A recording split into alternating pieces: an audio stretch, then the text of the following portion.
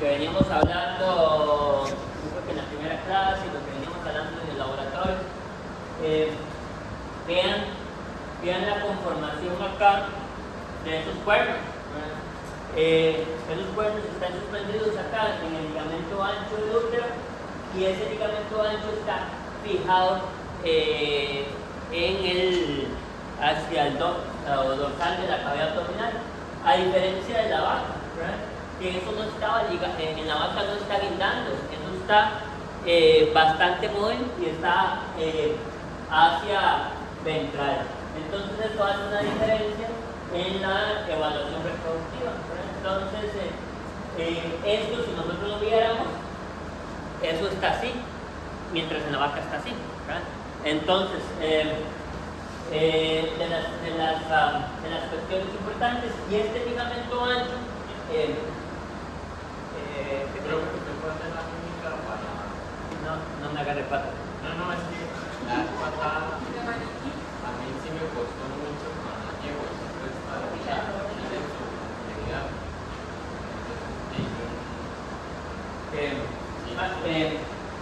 Básicamente así está el tracto reproductivo de la yegua, ¿verdad?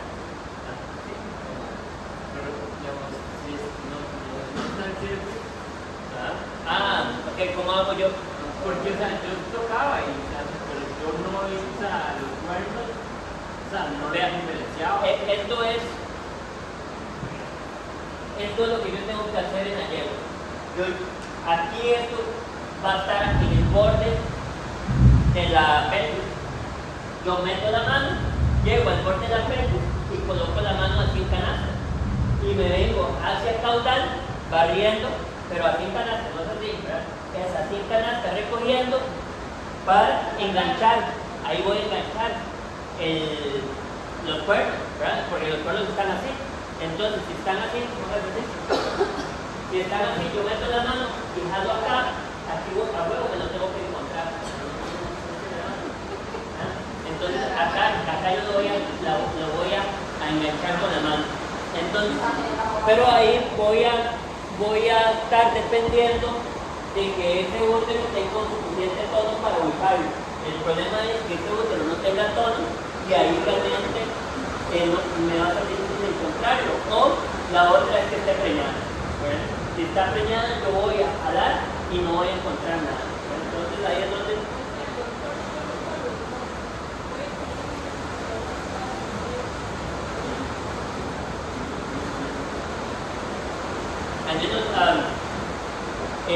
yo les podría decir que de 10 yeguas que yo hago palpación transrectal, puede ser que en 4 no encuentre nada, ¿verdad? Que no tenga tono o que eventualmente esté con una preñez ahí a medio término, que ni logro encontrar aquí ni logro encontrar el otro.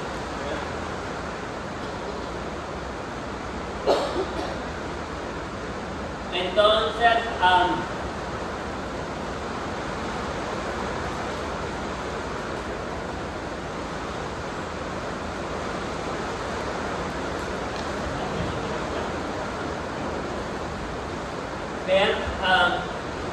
vean que aquí tenemos el ovario, el riñón, y justo un poquito ventral de ese ovario, ahí va a estar justo ventral, ese riñón va a estar el ovario. Entonces, realmente va a estar muy arriba. Entonces, inclusive, si ustedes se acuerdan,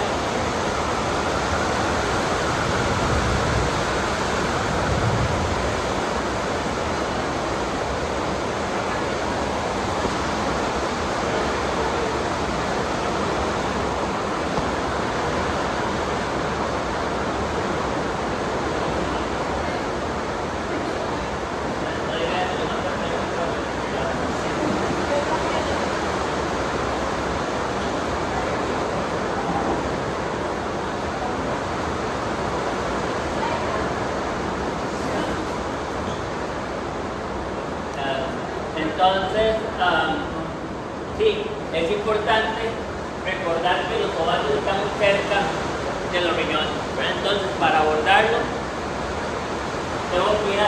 A diferencia de la vaca. En la vaca yo puedo acomodar ese tracto reproductivo fácilmente, ¿verdad? Si ese cuerno está caído, yo lo puedo jalar y retraer y acomodármelo a mi posición. Esto, al estar tan suspendido en el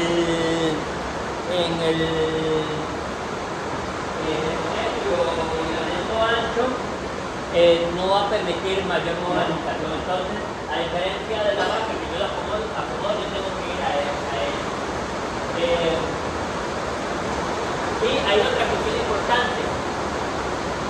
Las torsiones uterinas en las yeguas no son tan comunes como en vacas. Yo tampoco he visto una, pero en vacas es más probable que haya una torsión uterina por lo móvil que está, a diferencia de las yeguas, que ahí definitivamente el útero no tiene para dónde coger por los suspendidos que están.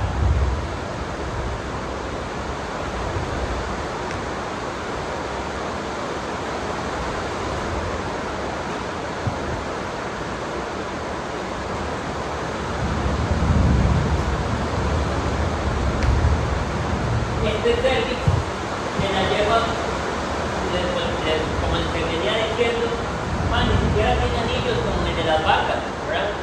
Es una estructura básicamente cilíndrica, de un tejido conectivo bastante suave, y eso me permite, al no ser cartilaginoso y ser suave, eso me permite acceder a él bastante fácil.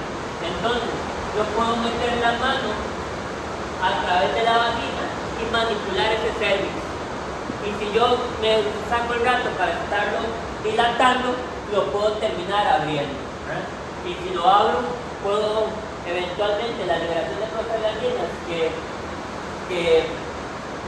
causa esa manipulación puede ser que la yegua entre el cervix, o puede ser una de las maneras para hacer abortar una yegua, o me permite hacer otro tipo de abordajes como las biopsias, las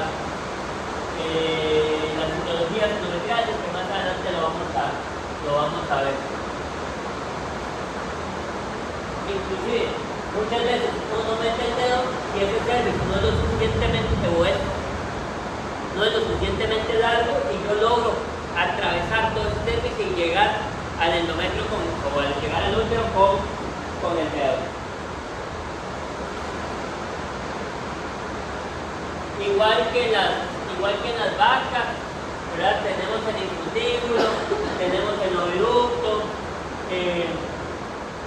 el mesovario, que básicamente sería la parte del peritoneo que está sosteniendo el ovario.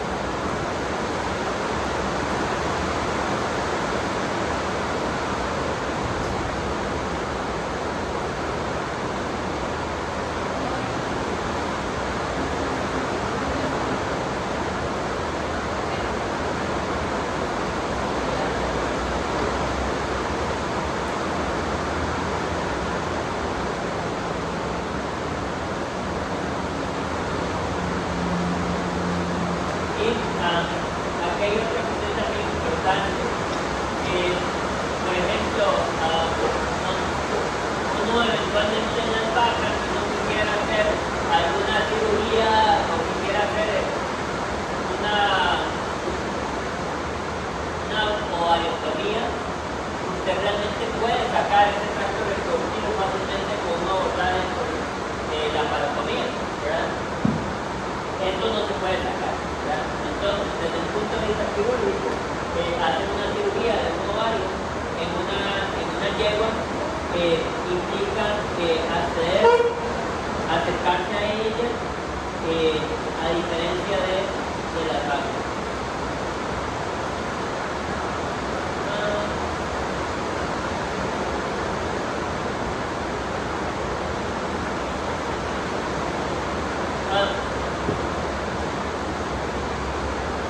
Esto es el tema de la etología.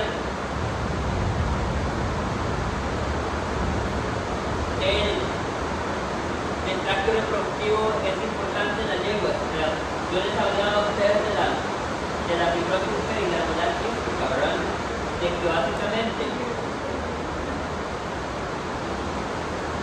que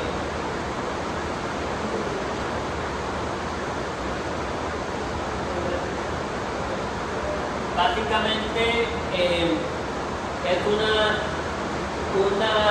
inflamación crónica del útero o del endometrio que termina en una fibrosis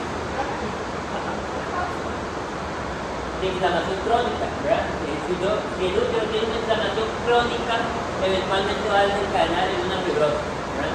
Y esa fibrosis usualmente va a pasar a nivel del endometrio y alrededor de las glándulas, ¿verdad? ¿Cómo está pensando? Esto es un corte del endometrio, ¿verdad? Una sección del endometrio donde tengo el epitelio y tengo las glándulas endometriales. Esas glándulas endometriales tienen salida hacia el úmero.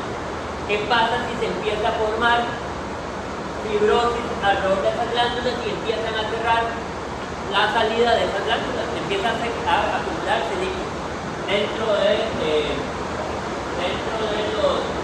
las glándulas. Entonces, bueno, y esto tal vez es relevante en todas las especies, pero como les decía yo, en el laboratorio, en el equino, uno logra individualizar al paciente y logra hacer un abordaje individual. Entonces, haciendo un abordaje integral, individual, me ocupo yo saber cómo está realmente ese tejido, ¿verdad? O viene a tomar relevancia cómo está el estado del útero, ¿verdad? Entonces, uno usualmente hace biopsias endometriales para ver el estado reproductivo, ya pronóstico. También uno eventualmente podría hacer citologías endometriales.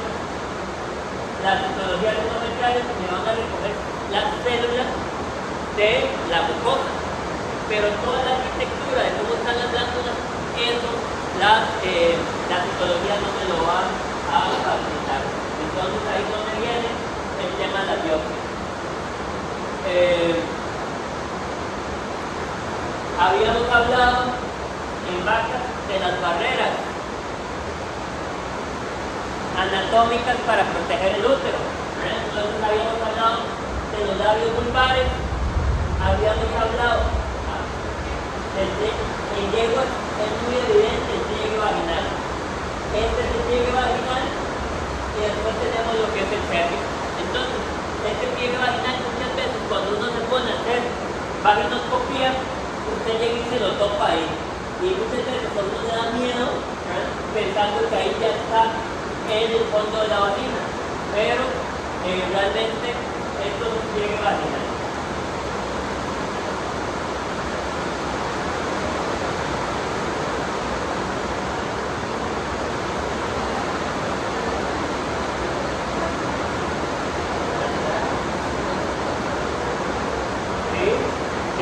Porque cuando no sé qué más podría haber quistes endometriales con el ultrasonido, pero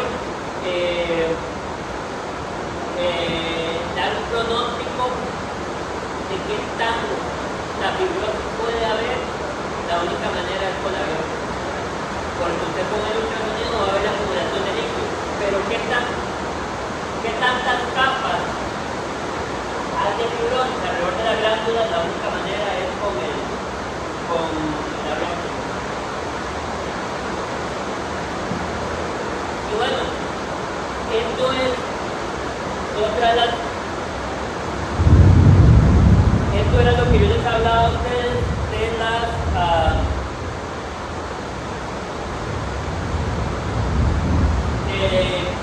de la vaginoscopía y la importancia de la vaginoscopía, porque ese cervix, al ser tan flácido, responde muy bien a las influencias hormonales.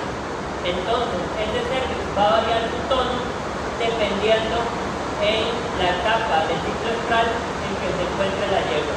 Entonces, usted puede ver que este cervix está con su frénulo dorsal, su frénulo ventral contraído, está cerradito, y eso sería la conformación del cervix que yo podría encontrar en una yegua en diestro.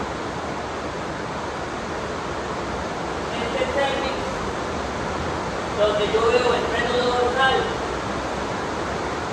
digámoslo así, contraído, pero veo el cervix hacia el piso de la vagina, esto es un cervix de freno, de esto.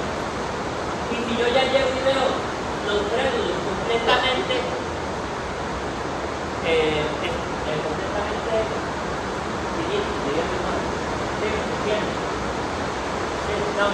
entiende el término cilindre, tocado, ¿verdad? Eso, exacto. Si se ven los frénulos tensos, ¿qué está diciendo que no tenía que estar cilindro?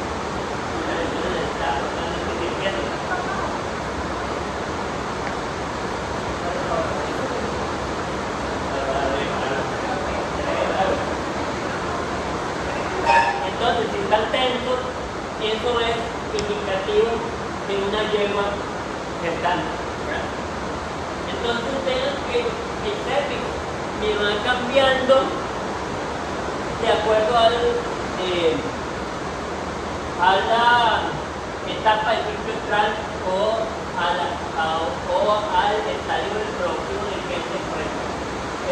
Vean, esto es viéndolo desde caudal, pero si hiciéramos un corte longitudinal y lo viéramos de lateral, vean que acá en el diestro está más o menos ubicado en el centro, acá está caído hacia el piso y aquí está completamente ¿verdad? No trompito, que aquí está completamente cerrado, evidentemente en la rellena. Entonces, ahí es donde la vaginoscopía me puede generar información, porque pónganse a pensar que si yo no tengo ultrasonido, ¿verdad? Y me está costando encontrar ese útero, entonces con la vaginoscopía me podría echar un empujón, ¿verdad? Y nada me cuesta meterle el vaginoscopio a la yegua, ¿verdad? Y ver cómo está el cervix. Entonces, si yo llego y no encuentro el cervix, si no encuentro el útero, y yo veo esto así, muy probablemente que yo sea un chapo, ¿verdad? Que no lo está haciendo bien. Porque si el cervix está así, ese útero debería tener un suficiente tono para yo ubicarlo. Que si yo llego y veo los tres nudos así completamente y no lo encuentro, puede ser que esté caído con una gestación ya bastante avanzada y no lo esté logrando ubicar.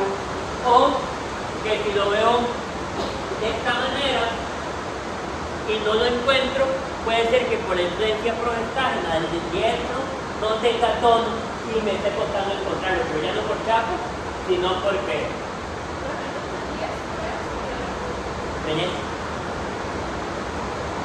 y vean que esa es lógica, es sentido común, ¿verdad? Evidentemente en la rellena va a estar completamente cerrado, en el estro va a estar abierto, ¿verdad? Como despapallado, ¿verdad? Y en el estro y en el diestro va a estar ahí calladito a medio de camino.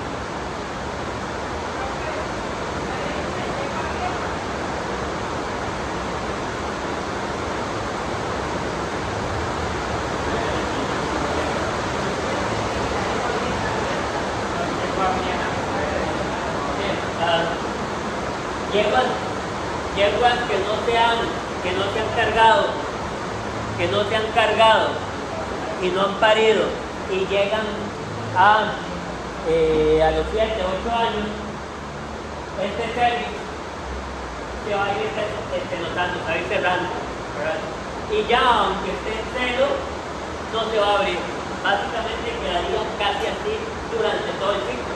Entonces, muchas veces yeguas que no se preñan y llegan a viejas sin preñarse, una de las causas de infertilidad es que no tiene por dónde entrar esos espermatozoides porque ese cervix está completamente cerrado, ¿verdad? Entonces, una de las maneras es manipular, sacarse el rato, meter el dedo en el cervix para dilatarlo. No sé, a mí no nunca se ha quejado. A mí me pasó.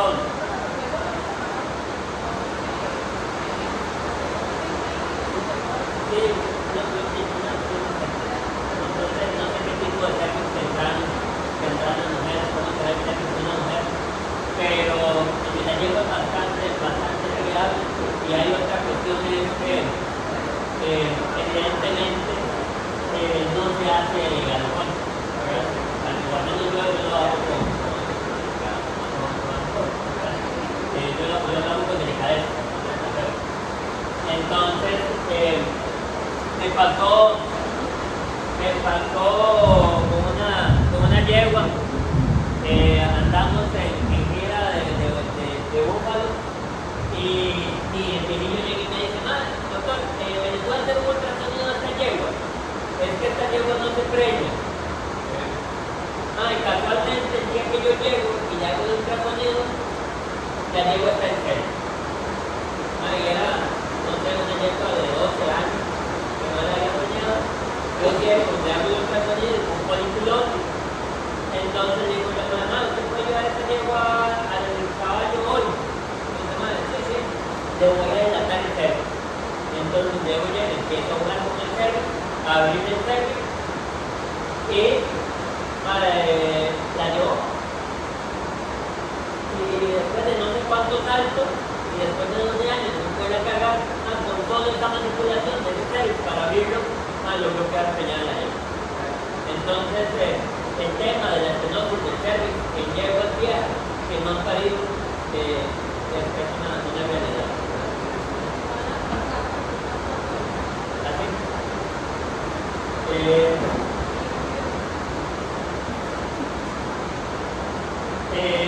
Entonces, y es también básicamente por la contextura de ese cervix.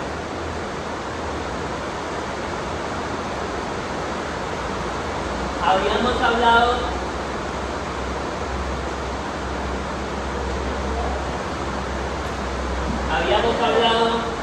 de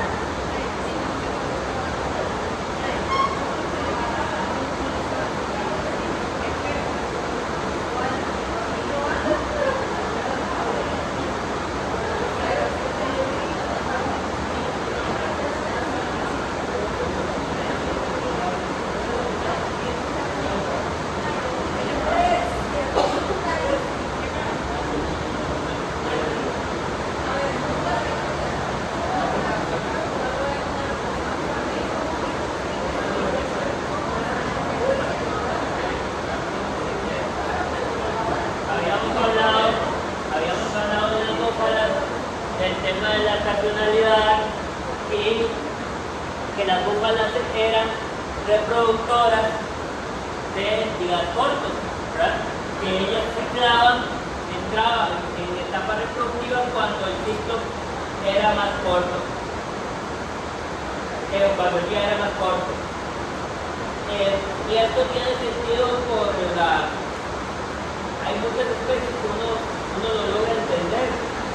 La edad estacional debería estar asociado con la mejor época para ellos, ¿verdad? Entonces, las yeguas son reproductoras del día largo y básicamente esto asociado a la edad gestacional o el largo de la gestación que tiene ellos. Entonces, si una yegua tiene 11 meses de gestación, si se preña en verano, va a parir en verano, ¿verdad? Entonces, sería la época donde hay más alimento, donde hay condiciones ambientales más aptas para la cría. Entonces, ellas empiezan a ciclar conforme el día se va haciendo más largo. Entonces, usualmente la época reproductiva de ellas en los en el hemisferio norte y en el hemisferio sur empieza en la primavera. ¿Verdad?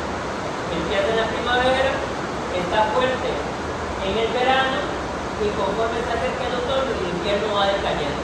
Acá en Costa Rica no tenemos diferencias drásticas o dramáticas en el fotoperiodo. Entonces, usualmente las yeguas se encuentran cíclicas durante todo el año, ¿verdad? A diferencia del norte y del sur. La única diferencia acá es que también esta caramba de la lluvia también tiene una influencia en la ciclicidad. Pero aparte de eso, eventualmente, si no fuera por el tema de la lluvia y el mal clima, ellas podrían estar ciclando a todo el año.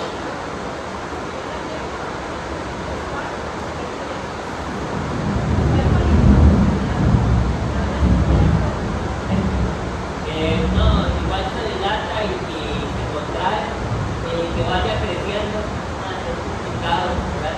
Todo el tiempo, porque usualmente, inclusive te lo digo, uno no hace un seguimiento, o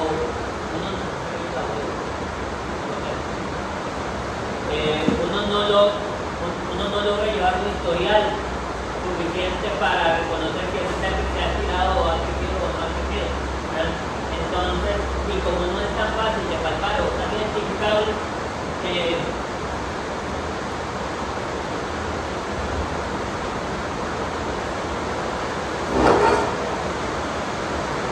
no es tan identificable, entonces saber que si ha crecido por partos es difícil. Entonces, nosotros habíamos hablado en las búfalas de la secreción de la melatonina, ¿verdad? Y habíamos hablado que la melatonina tenía una influencia positiva en la ciclicidad de ellas, ¿cierto? En las yeguas sucede lo contrario, ¿verdad? Entonces, aquí entonces, acá hay 10 sería lo que es la glándula pineal, eventualmente por aquí estaría el hipotálamo y aquí está la hipófisis. Entonces, la relación de ellas, de estas tres glándulas, de la glándula pineal, la hipófisis,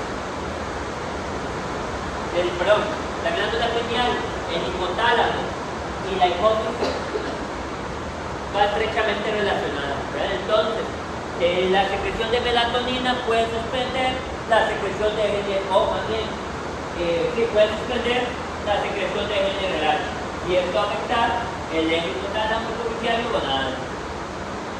Pero, básicamente por la influencia de la melatonina producida por la glándula pineal.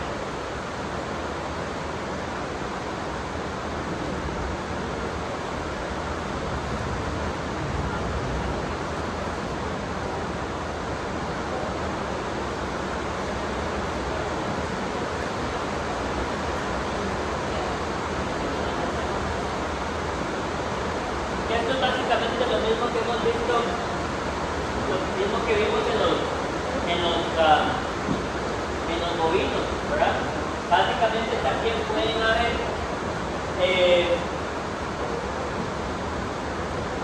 usualmente hay una onda folicular, unas ondas foliculares, pero básicamente es que tenemos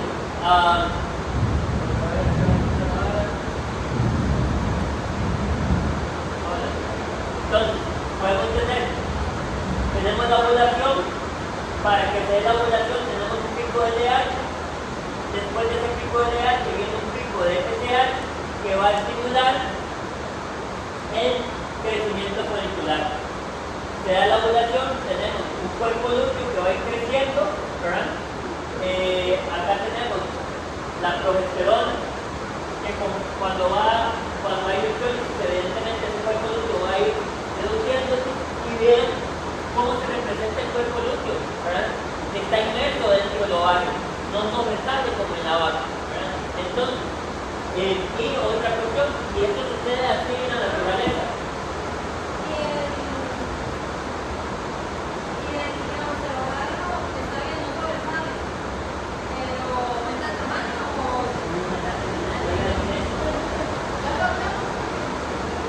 Vean, no, era justo lo que yo les iba a decir. Vean la secuencia, y es lo que pasa en la naturaleza. Vean la secuencia del ovario, un ovario con un folículo preovulatorio y un ovario con un cuerpo lúteo. Es el mismo tamaño, ¿verdad? No varía.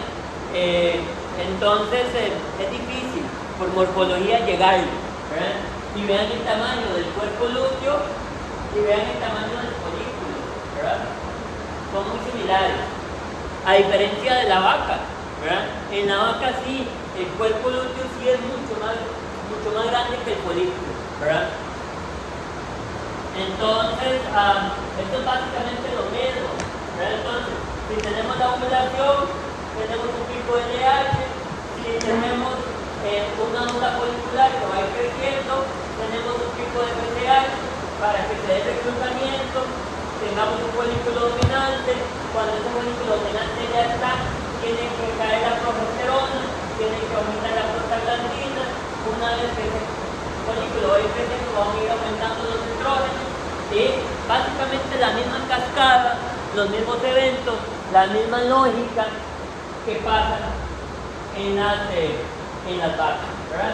Mientras haya secreción de progesterona, no vamos a tener una ovulación. Para que se dé una ovulación tiene que haber liberación de prostaglandina y luteólisis para que ese folículo dominante llegue o haya un pico de estrógenos para que haya un pico de LH y se dé la ovulación. Entonces ese es el mismo concepto de los bovinos. No, aquí anda una o dos.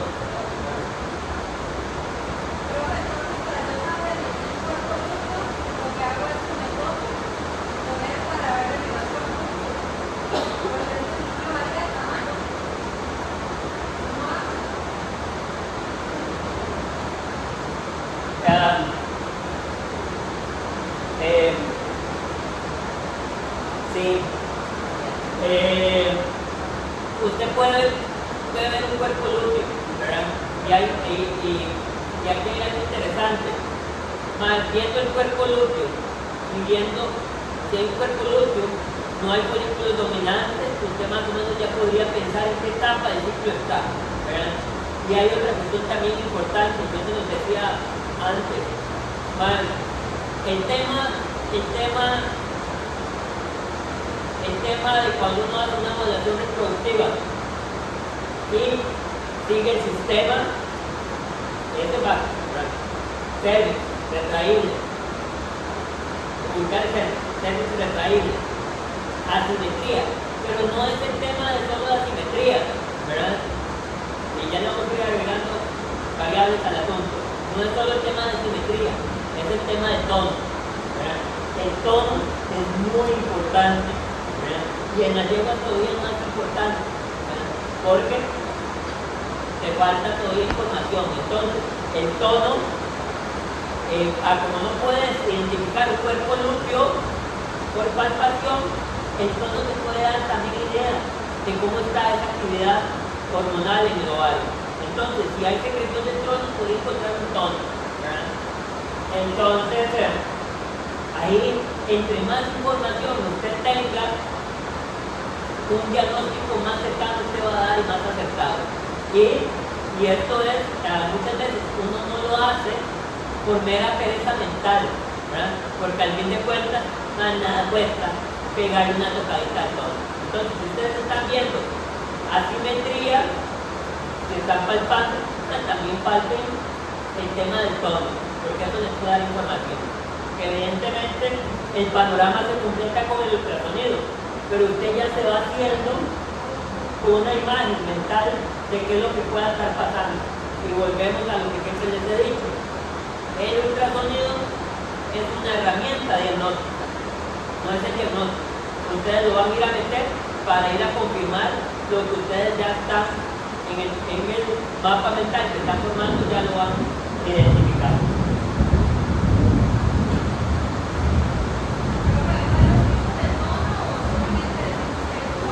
Hay tono, hay edema, hay el útero puede estar edematoso o tono, ¿verdad? Y toda la paleta en medio de las dos.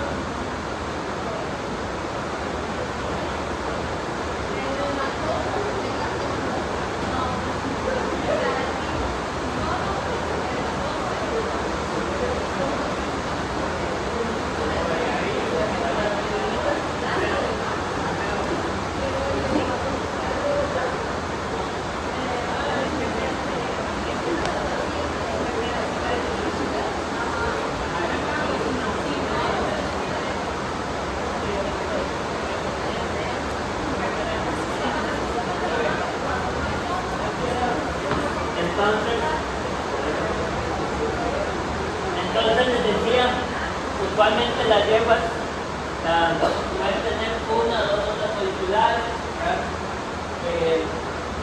es lo que se reporta en ellas.